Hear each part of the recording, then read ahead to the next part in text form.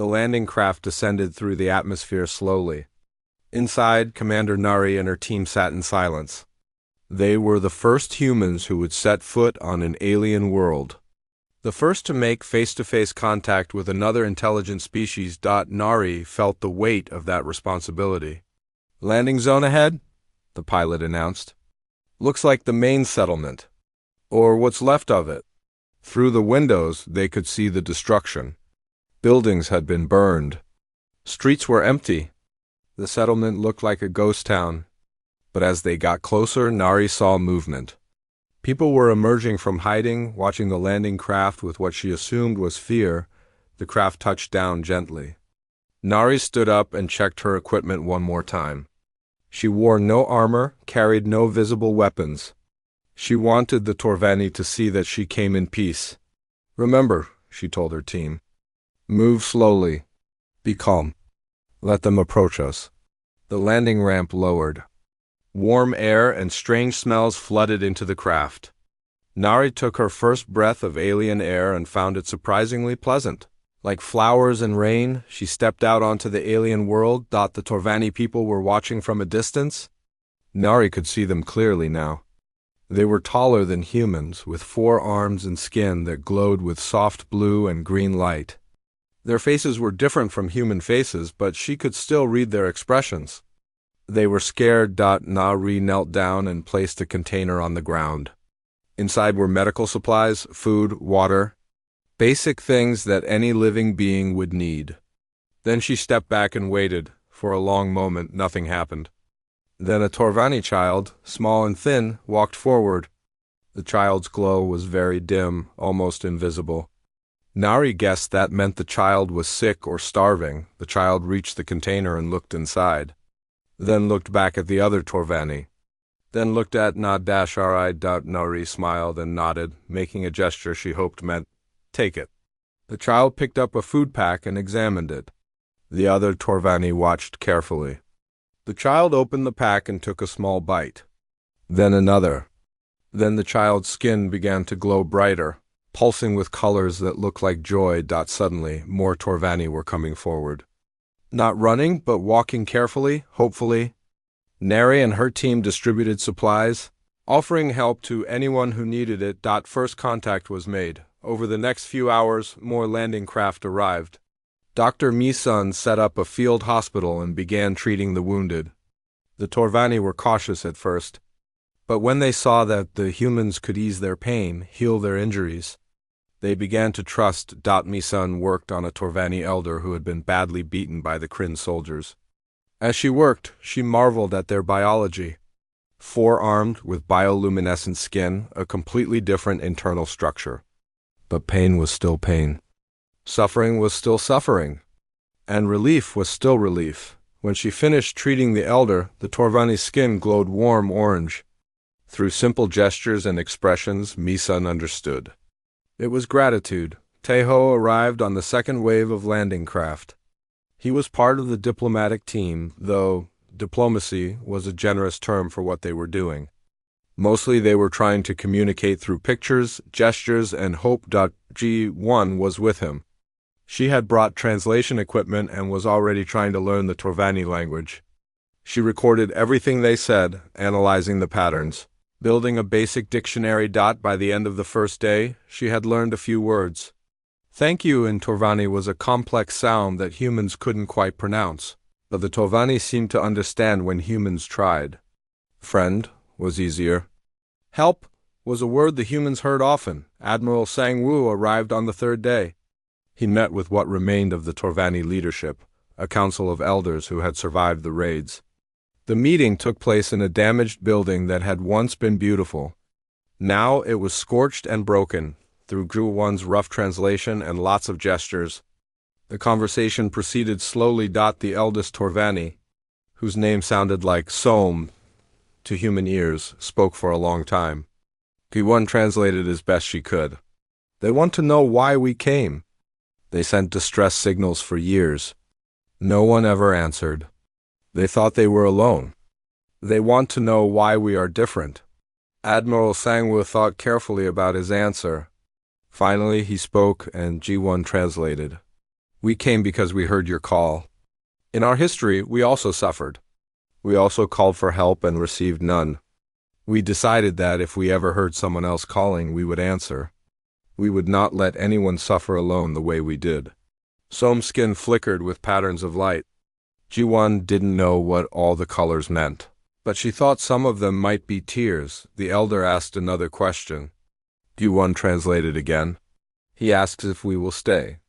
If we will protect them when the Kryn return. Because they will return. Sang-woo nodded. Tell him yes. We're leaving 6 ships to protect this world, and we're going to make sure the entire galaxy knows what happened here. That evening, Taeho found himself sitting with a group of young Torvani. They were curious about the humans, asking questions through gestures and Ji-won's improving translation. They wanted to know about Earth, about human culture, about everything. One young Torvani, through careful gestures, asked why humans looked so different from them. Only 2 arms. No glowing skin. Taeho laughed and explained that the universe was full of variety. Different worlds created different life. Another asked if all humans were warriors. Taeho shook his head. He showed them pictures on his datapad of Earth, cities at peace, farms, schools, children playing. He explained that humans could fight when they needed to, but they preferred to build and create. The Torvani seemed to understand. They had been builders too, once. Maybe they could be again. Back aboard the Indomitable, Ji-won was preparing something important. Admiral Sang-woo had given her a task. Create a message to send to the galaxy. Something that would explain what Earth had done and why. She worked on it for hours, refining every word. Finally, she was ready. Admiral, the message is prepared. Send it on all frequencies, Sang-woo ordered. Make sure everyone hears it. Ji-won activated the transmission. The message went out in hundreds of languages on every known communication channel. It spread across the galaxy at the speed of light, carrying Earth's words to anyone who would listen. This is Earth, we are humanity. We received a distress signal from across the stars. A peaceful people were being attacked, enslaved, harvested like crops. We came, we fought. We drove away the slavers. To those who cry for help, we hear you. To those who prey on the weak, we are watching. We will not stand by while innocents suffer. The age of unopposed cruelty is over. We are here now. The message was simple, direct. It said everything that needed to be said. In the Kryn Dominion, the message caused panic. These new aliens had destroyed a fleet. They had challenged the Dominion's power. Emergency meetings were called. Military forces were mobilized. The Kryn had ruled their region of space for 2,000 years. Now, for the first time, they faced a real threat, but in 100 other star systems. Among 100 other species, the message caused something different. Whispered hope began to spread. Maybe they weren't alone anymore. Maybe someone would hear their calls for help back on the Torvani homeworld.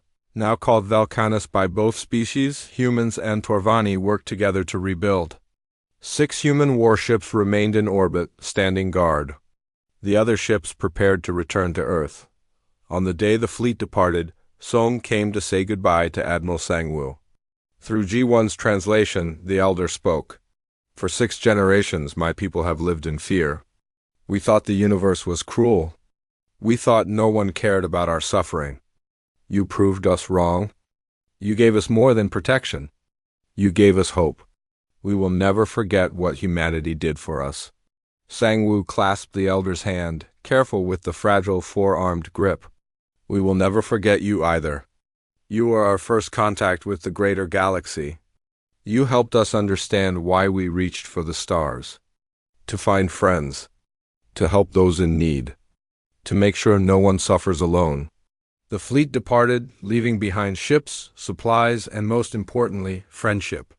As the Indomitable jumped to FTL, Taeho looked back at the planet one last time. They had come in response to a distress signal. They were leaving behind allies and hope. One distress signal had changed everything.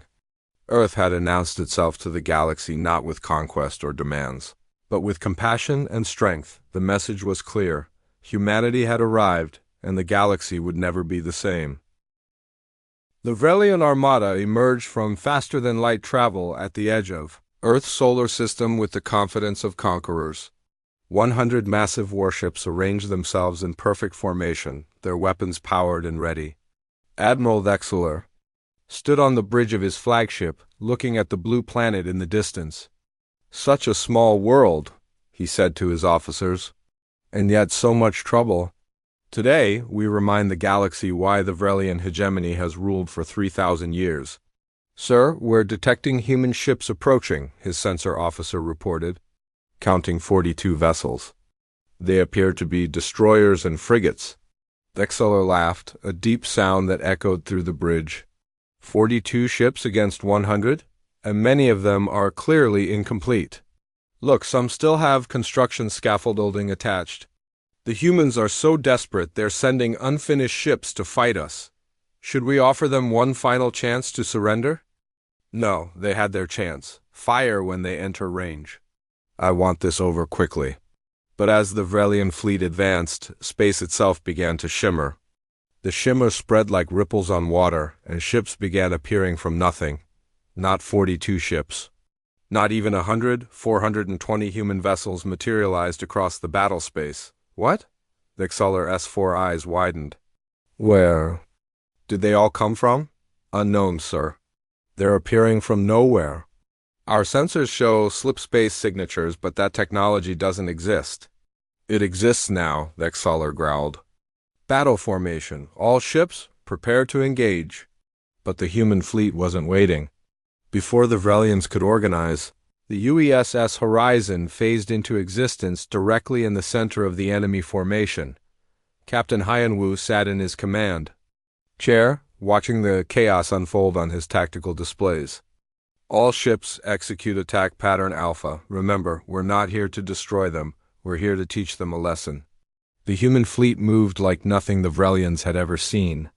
Ships jumped in, fired, and jumped out before the Vrelians could respond. The carefully organized formation dissolved into chaos as the Vrelians tried to track enemies that appeared and disappeared seemingly at random. Sir, they're targeting our weapon systems and engines. The Vrelian tactical officer shouted. They're not trying to destroy us, they're trying to disable us. Then destroy them, Vexler roared. All ships, fire at will. The Vrelian fleet opened fire with everything they had. Missiles and energy beams filled space with deadly light. But the human ships danced between the attacks, their slip-space drives allowing them to dodge in ways that seemed to break the laws of physics. Lieutenant Hyjin worked her weapon station aboard the Horizon with focused intensity. Arya, mark targets. I want every shot to count. Marking priority targets? The AI responded. Suggest focusing on command ships and communications relays. Disrupting their coordination will multiply our effectiveness. Do it, the Horizon's railgun spoke, sending precisely targeted shots into Vrelian command ships. On the bridge of one destroyer, lights flickered and died as the communication system went offline. On another ship, the main weapons array sparked and exploded as a perfectly placed shot severed the power lines, all across the battle space. Human ships worked in coordinated teams. 3 destroyers would jump in around a Vrelian warship, fire at its engines from different angles, then jump out before return fire could hit them. Cargo ships that had been hastily armed with missiles would appear long enough to launch their weapons, then disappear again. This is impossible. Vexler watched his tactical display with growing horror. His fleet was being picked apart piece by piece. How can they coordinate like this? How do they know where to jump? On Earth, in the Central Command Center, Admiral Sojin watched the battle unfold on massive holographic displays. Dr. Mireille stood next to her, analyzing data streams. The simple slip-space drives are holding up better than expected, Mireille reported. Only 3 ships have suffered drive failures. The rest are performing perfectly. What about casualties? Minimal. 2 frigates took damage, but crews are safe. The Vrelians have lost weapons capability on 38 ships and engine power on 27 more. Sojin allowed herself a small smile. They came here to crush us. Instead, they're learning what it means to fight humanity on our terms. Back in space, the battle had shifted completely. The Vrelian formation was in tatters. Ships drifted helplessly without engines or weapons. Others fired blindly, hitting nothing but empty space. The human fleet continued its relentless assault, always moving, always unpredictable. On the Vrelian flagship, Dexler finally accepted what was happening. Signal retreat. Get us out of here. Sir, the humans have disabled our FTL drive. We can't jump away.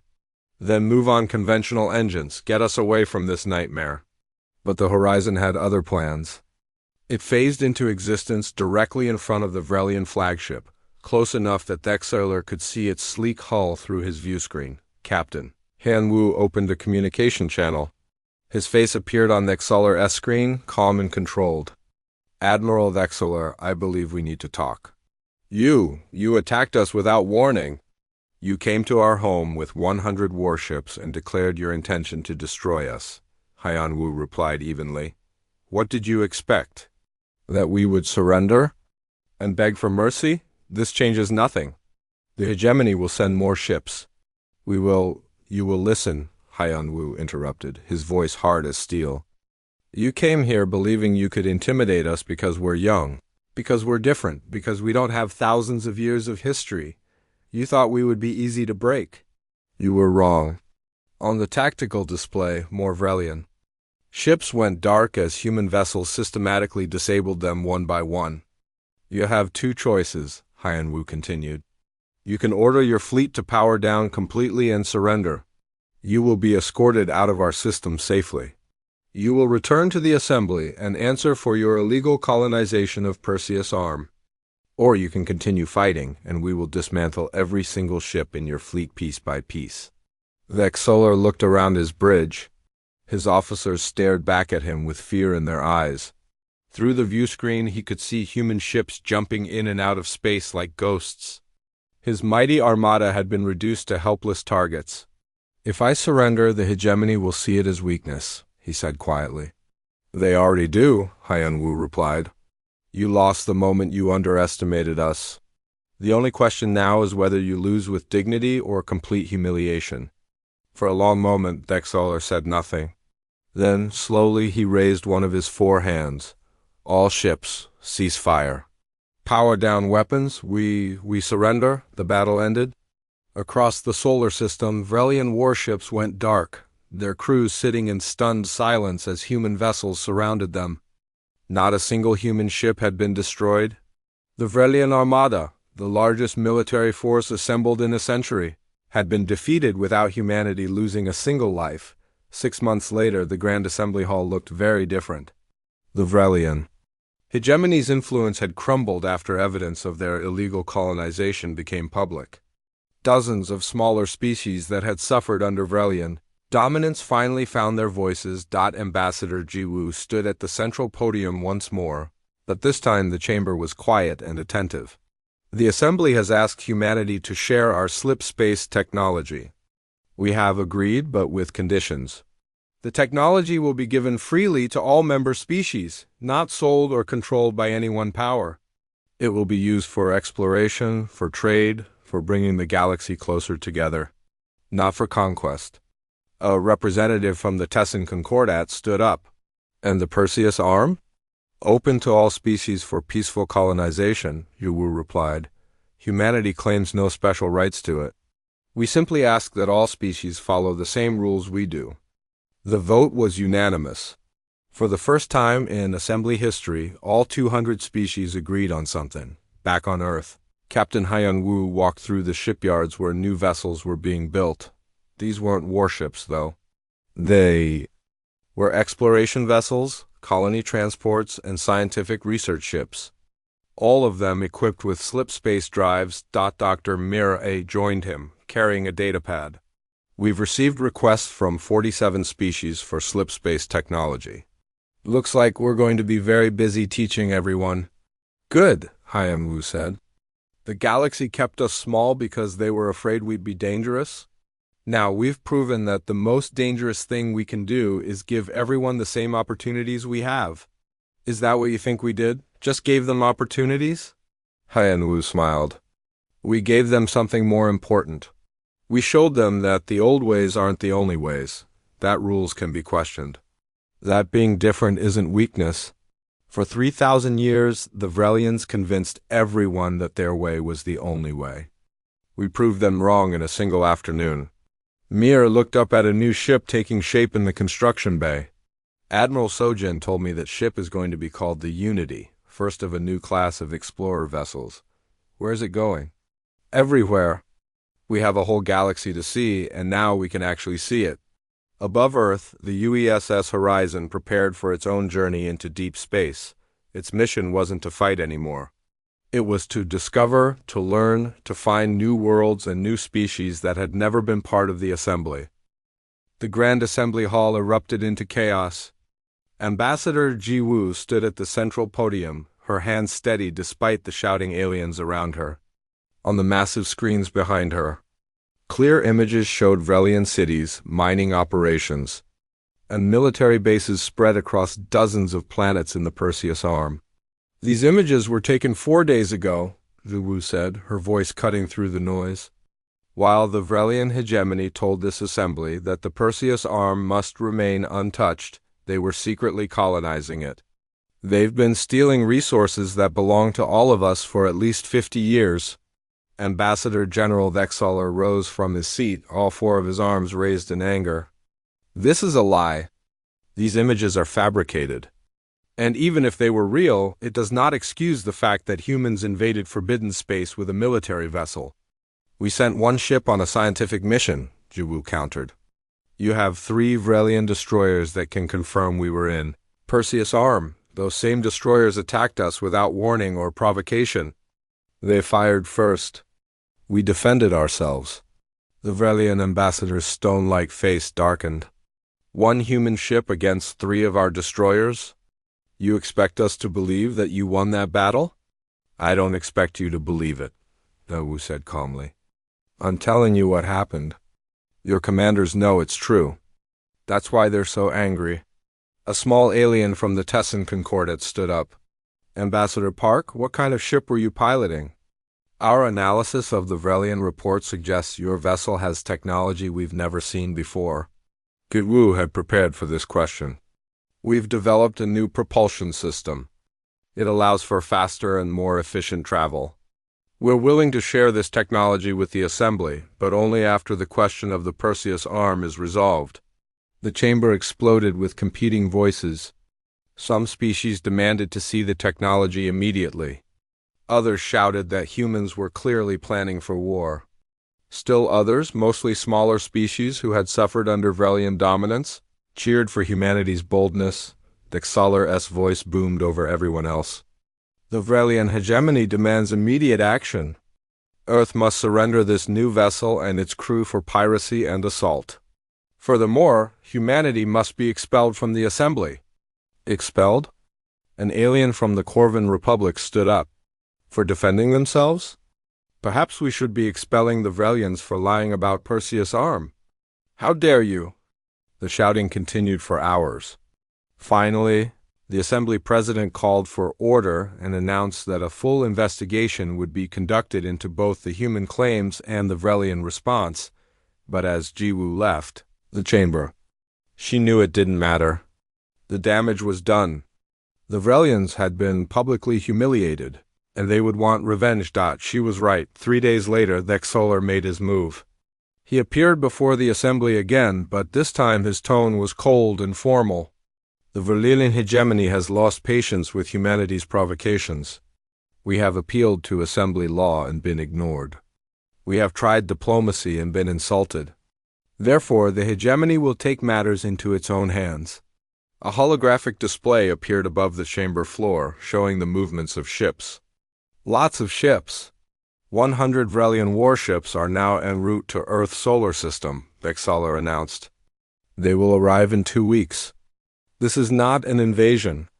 This is a police action to restore order and ensure that humanity learns its place in the galactic community.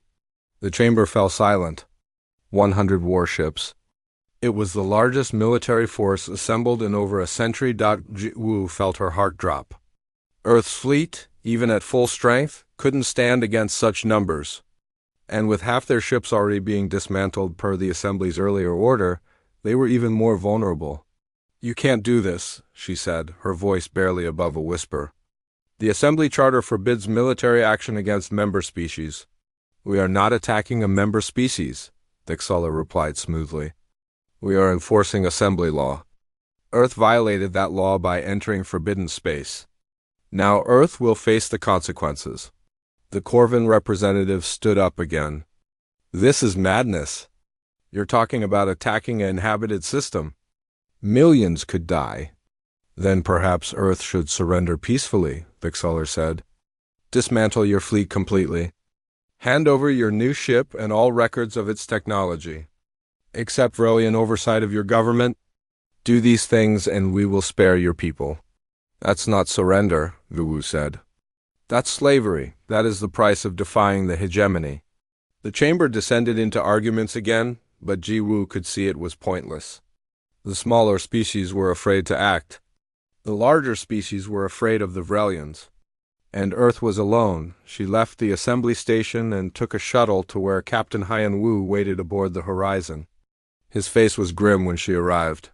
"I heard about the Armada," he said. 100 ships. "Those are not good odds." "No, they're not." Woo walked to the view screen, looking out at the stars. "Admiral Sojin says our fleet can't win. Even if we recall every ship, even if we fight perfectly, we'll lose. Too many ships, too much firepower? There has to be something we can do." "Aria has been running simulations," Hyan-Woo said. "The Horizon could potentially damage or destroy several Vrelian ships before being overwhelmed. But one ship can't stop an armada." "Then we evacuate," Kiwoo said quietly. "We load as many people as we can onto colony ships and scatter across the galaxy. At least humanity will survive, even if Earth falls." Hyan-Woo shook his head. "Sojin won't abandon Earth, I know her. She fight to the last ship. Then everyone will die for nothing." They stood in silence, watching the stars. Somewhere out there, 100 Vrelian warships were traveling toward Earth, carrying enough weapons to turn the planet to Ashdod back on Earth. Admiral Sojin sat in her office, staring at the strategic display. The red markers representing Vrelian ships crept slowly but inevitably toward the blue marker that was home. Dr. Mireille burst into the office without knocking. "Admiral, I have an idea." "Unless your idea involves creating 99 more Horizons in 2 weeks, I don't think it will help. What if I told you we could do exactly that?" Sojin looked up sharply. "What are you talking about?" Mireille threw a datapad onto the desk. "The Horizon drive is complicated, but we can simplify it. Strip out the advanced features, reduce the range, cut the safety margins. Make it smaller, lighter, cheaper. We can't build 99 new ships, but we can retrofit existing ships with basic slip space drives. How many ships?" "Every ship we have. Every destroyer, every frigate, every cargo hauler that can be armed. Even some of the colony transports. Give me 2 weeks and unlimited resources, and I can equip 400 ships with slip space capability." Sojin stood up slowly. 400 ships that can jump in and out of battle. That can attack from unexpected angles. That can't be predicted by conventional tactics. Exactly. They won't be as powerful as the Horizon, but they'll be enough. The Vrelians are used to fighting enemies who play by the rules they've established over thousands of years. We'll show them that humans don't play by those rules. "It's an insane plan," Sojin said. "Do you have a better one?" The Admiral looked at the strategic display again. The red markers crept closer. 2 weeks until they arrived. 2 weeks to do the impossible. "Contact every shipyard in the system," Sojin ordered. "Every engineer, every technician, every person who knows how to hold a wrench. We're about to attempt the biggest engineering project in human history." Mir smiled. "The Valians think they're coming to crush us. They think we'll beg for mercy. Then they're going to get a very unpleasant surprise," Sojin said.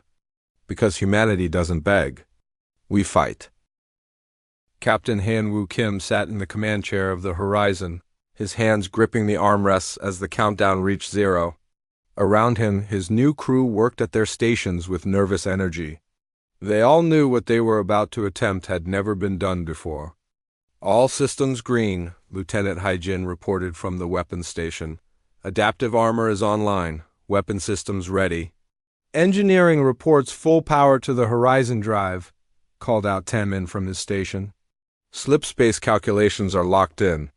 Science station ready, said Jiho Kong, the ship's xenobiologist. He was more used to studying alien plants than preparing for a dangerous mission, but his knowledge of assembly species would be valuable if they encountered anyone. Hyun-woo took a deep breath. Through the view screen he could see the darkness of the Oort cloud, with Earth's sun just a bright point of light in the distance. In a few seconds they would be farther from home than any human had ever traveled. "Arya, status check," he said. The ship's artificial intelligence responded immediately, her voice calm and clear. "All systems operating within normal parameters, Captain. Slip space entry will be smooth. Estimated transit time to Perseus Arm, 47 minutes. 47 minutes to cross a distance that would take other ships 3 months. It still seemed impossible. "Take us in," Hyun-woo ordered. The Horizon's engines hummed, building power. Then reality itself seemed to bend around them. The stars outside didn't blur or streak like in normal F2L travel. Instead, they seemed to fade, becoming ghostly and translucent. New stars appeared, overlapping the old ones. Space looked wrong, like a photograph taken with 2 different exposures at once. Then they were through, the ship shuddered slightly, and the view screen cleared. They were in the Perseus Arm, surrounded by stars that Earth's astronomers had only seen through telescopes. "Jump successful," Arya announced. "All crew members report slight nausea but no serious effects. The ship's structure is intact." Haijin laughed with relief. "We actually did it! We crossed 3 months of space in less than an hour." "Stay focused," Hyun-woo reminded them, though he felt the same excitement. "We're in forbidden space now. Scan for any assembly ships or stations." Jiho worked his instruments, his fingers dancing across the controls. "I'm picking up something interesting, Captain. There's a planet about 2 light hours from here. It's showing signs of industrial activity." "That's impossible," Taemin said. "The Perseus Arm is supposed to be empty. That's why it's a nature reserve." "Then someone is breaking the rules?" Hyun-woo said. "Arya, can we jump closer without being detected?" "Yes, Captain. I can place us behind the planet's largest moon. That will shield us from most sensor scans." "Do it!" The second jump was smoother than the first. In 3 seconds, they crossed 2 light hours and emerged in orbit around a rocky moon. Through the view screen, they could see the planet below, a world of green oceans and brown continents. And covering those continents were cities, mining operations, industrial complexes, all of it clearly visible from orbit. "Those are Vrelian structures," Jiho said, his voice tight with anger. "I recognize the architecture. The Vrelians have been colonizing this planet." "How long?" Hyun-woo demanded. "Based on the size of those cities, at least 50 years, maybe longer." The crew exchanged dark looks. The Vrelians had voted to restrict humanity from the Perseus Arm, claiming it was protected space. But they'd been illegally colonizing it for decades. "Keep scanning," Hyun-woo ordered. "I want to know how many planets they've taken." Over the next 6 hours, the Horizon jumped from system to system, always careful to stay hidden. What they found made Hyun-woo's blood boil. Dozens of planets showed Vrelian settlements. Massive mining operations stripped entire moons of resources. Military bases dotted strategic locations. "They've been stealing from the galaxy," Haijin said quietly. "All those resources were supposed to be held in trust for future generations. Instead, the Vrelians have been taking everything. And they used their position in the assembly to stop anyone from checking," Go added. "Whenever a species proposed an expedition to Perseus Arm, the Vrelians voted it down. They said it would disturb the natural environment." "Record everything," Hyun-woo ordered.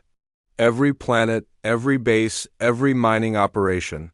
This evidence will prove that the Vrelians have been lying to the assembly for decades." Arya interrupted. "Captain, I'm detecting 3 ships approaching our position at high speed. They are Vrelian warships, destroyer class. They will reach weapons range in 4 minutes. How did they find us? Unknown.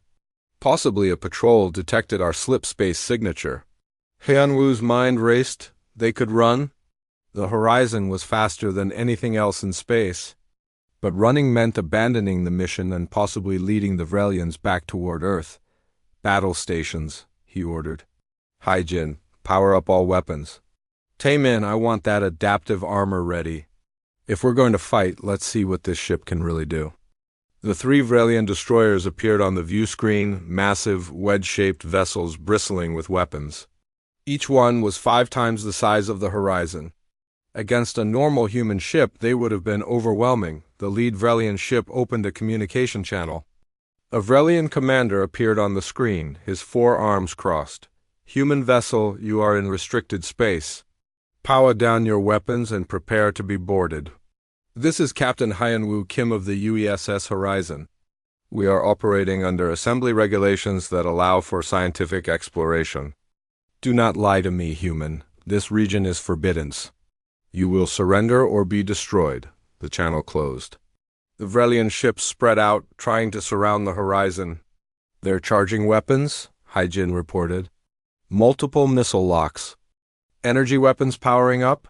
Arya, show me their attack patterns from the last 100 battles, Hyunwoo said. Data flooded the tactical display.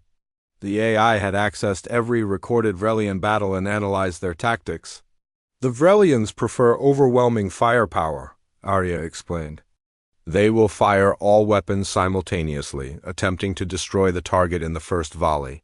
Then we won't be where they expect us, Hyunwoo said. Prepare for combat jump. Taemin, can we jump inside a battle?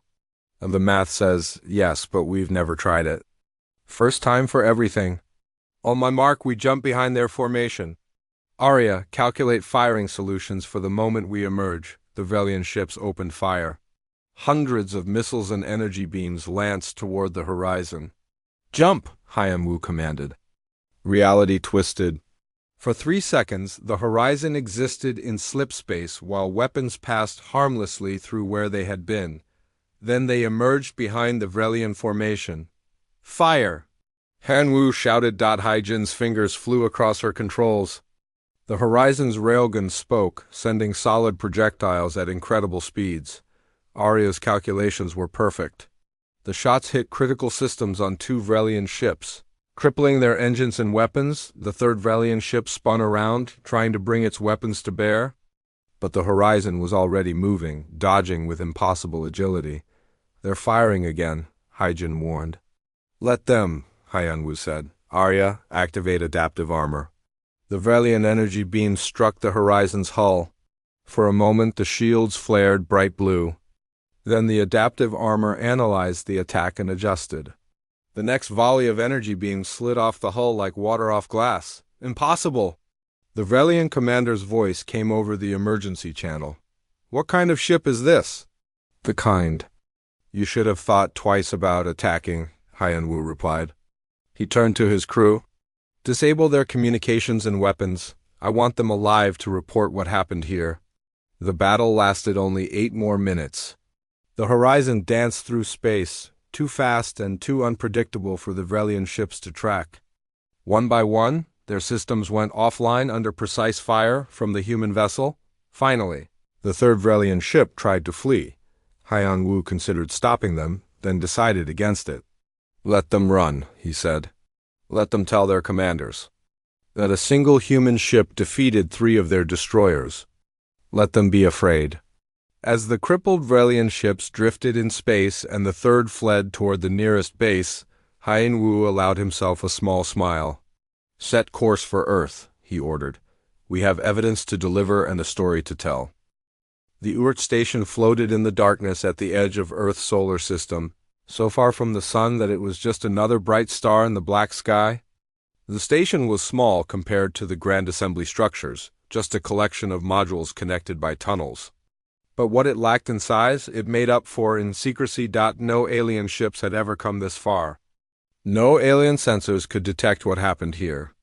And that was exactly why Admiral Sojin Choi had chosen this location for humanity's most important project. Her shuttle docked with the station. and she stepped into the reception bay where Dr. Mireille Song waited. The scientist was younger than Sojin expected, maybe 40 years old, with tired eyes and hands that shook slightly from too much coffee and not enough sleep. "Admiral," Mireille said, bowing slightly. "We received your message. I assume the Assembly didn't grant us access to Perseus' arm." "They did worse than deny us," Sojin replied as they walked through the cramped corridors. "They want half our fleet dismantled. We have 6 months. Ray's face went pale. "Then we don't have time for more tests. We'll have to go with what we have. Show me." They took an elevator down to the station's largest bay. When the doors opened, Sojin forgot to breathe. The ship was beautiful. It hung suspended in the center of the massive space, held by magnetic clamps. It was about the size of a destroyer, maybe 200 meters long, with smooth lines that made it look fast even while standing still.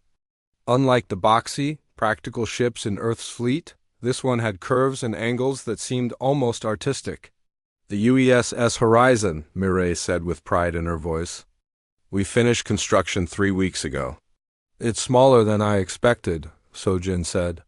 "Size doesn't matter with this ship, Admiral. What matters is how it moves." Mireille led her to an observation window overlooking the vessel. "Every ship in the galaxy uses the same basic technology for faster-than-light travel. They punch a hole in space-time, create a tunnel, and travel through it. It works, but it's slow and it uses enormous amounts of energy." "And this ship does something different?" "Completely different." Mireille's eyes lit up the way they always did when she talked about her work. "The Horizon doesn't punch through space. It steps sideways into what we call slip space, a parallel dimension where physical laws are different. Distances that take months to cross in normal space can be crossed in minutes in slip space." Sojin stared at the ship. "That's impossible. We've studied the physics for 70 years. Every species in the Assembly says it can't be done." "Every species in the Assembly thinks inside the box they've been in for thousands of years," Mireille said. "They improve old technology. They make it 5% better, 10% better, but they never question the basic assumptions." "We did," a tall man in an engineering uniform approached them. "Admiral, I'm Taemin Lee, Chief Engineer. Would you like to see inside?" The interior of the Horizon was as impressive as the exterior. The bridge was circular, with stations arranged around a central command chair. Screens covered the walls, currently showing diagnostic data. Everything was new, clean, and humming with barely contained power. "The Horizon Drive is only part of what makes this ship special," Taemin explained, leading them through the ship. "We've also developed adaptive armor. When something hits the hull, the armor learns from it. If they shoot us with lasers, the armor adjusts to deflect lasers better. If they use kinetic weapons, it hardens against impact." "That sounds expensive," Sojin said. "It was," Mireille admitted. "This ship cost as much as 20 normal warships. But it's worth it." They reached the weapons bay, where Lieutenant Haijin Nam was running tests on the gun systems. She was young, barely 25, but she graduated top of her class from the Naval Academy. "Admiral," Haijin saluted sharply. "The weapon systems are operating at full capacity. We have standard missiles and railguns, but the targeting computer is unlike anything else in the fleet. It can predict enemy movements based on their past behavior and adjust our fire in real time." "How accurate?" "In simulations, we've hit moving targets at 200,000 kilometers with 98% accuracy." Sojin let out a low whistle. "That would make this ship deadly even without the Horizon Drive." "That's the idea," said a new voice. Commander Dong Hyen Yoon entered the weapons bay, a datapad in his hand. "Admiral, we've been reviewing potential commanders for the Horizon. We need someone with combat experience, tactical genius, and the ability to think outside regulations." "You have someone in mind?" "Captain Hyen Woo Kim." Sojin nodded slowly. "From the diplomatic escort?" "He's a good officer, but he's never commanded a ship this advanced." "No one has," Dong Hyen pointed out. "This ship doesn't exist in any manual. We need someone who can improvise, someone who knows how to win against impossible odds." Captain Kim fought in the resource wars. He held off an entire battle group with just 2 frigates at the Battle of Titan. That's the kind of thinking we need. They returned to the observation deck overlooking the ship. Sojin stood quiet for a long moment, thinking about the decision she had to make. The Assembly will see this as a provocation, she finally said. They'll claim we're building weapons of war. We are building a weapon of war, Mireille said bluntly. But we're also building a tool for exploration, for science, for survival. The Horizon can do things no other ship can. It can map distant systems, rescue stranded colonists, and yes, defend Earth if necessary. The question isn't whether the Assembly will be upset. They already are upset. The question is whether we're going to let them push us around forever. So Jin turned to face the scientist. You lost family in the Vrelian weapons test, didn't you? The accident on New Sol Colony? Mireille's face hardened. It wasn't an accident. Everyone knows it wasn't an accident. The Vrelians were testing a new weapon system and they chose our colony because they knew the Assembly wouldn't investigate too carefully. 3,000 people died, including my husband and daughter. The Assembly called it a tragic equipment malfunction and closed the case. I'm sorry. Don't be sorry. Be ready to use this ship. Mireille pointed at the horizon. Because the Vrelians and their friends aren't going to stop. They've been in power too long. They think they own the galaxy. Someone needs to remind them that they don't. Taemin pulled up a star chart on a nearby display. Admiral, we need to test the Horizon drive at long range. We've only done short jumps so far. Before we can trust this ship in a real situation, we need to know it can handle a deep space jump. Where do you suggest? Taemin smiled slightly. The Perseus Arm, we can jump there, run tests, and jump back.